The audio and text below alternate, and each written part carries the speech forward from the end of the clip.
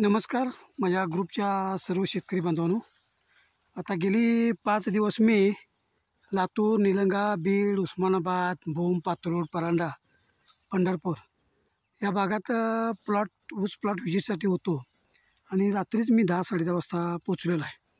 आणि आज दिवसपाळी आहे पाण्याची आणि सकाळी चालू आहे. सूर्यफुलाला पाणी लावलं आहे. वर्षाला आम्ही सूर्यफूल, भुईमूग, गहू अशी आंतरपिकं ऊस गेल्यानंतर खोडव्यामध्ये आम्ही सूर्यफूल घेतो आहे.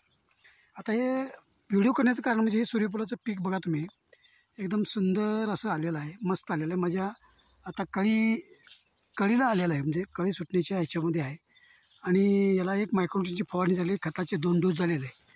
आणि आता परत थोडीशी कीड पडायला लागलेली अशी, आणि कीड पडली ह्याच्यासाठी आता परत कीटकनाशक घालून आणि एक फवारणी घ्यायची आहे.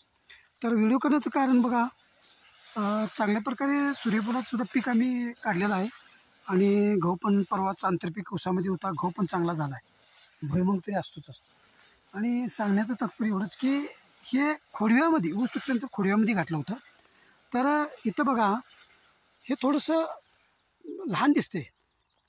या बाजूला मोठं सूर्यफूल आलेलं आहे आणि ह्या बाजूला थोडंसं लहान दिसते. याचं कारण आम्ही इथून असं ट्रॅक्टर जाण्यासाठी आम्ही ऊसाचं ट्रॅक्टर जाण्यासाठी वाट केली होती.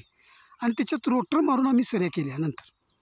तर ते रोटर मारून सऱ्या केल्यामुळं इथं सूर्यफूल नेमकं लहान आहे, याची उंची अपेक्षित नाही आहे.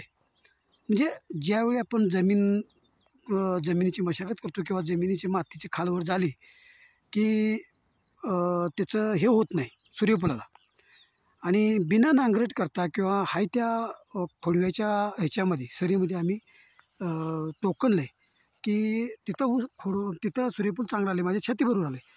की पहिलाच प्रयोग आमचा की बाबा नांगरट केलेल्या जमिनीमध्ये सूर्यफूल पाहिजे तसं, किंवा नवीन रानामध्ये जर नांगरट करून आपण सूर्यफूल केलं तर त्याच्यात अपेक्षित वाढ होत नाही आहे.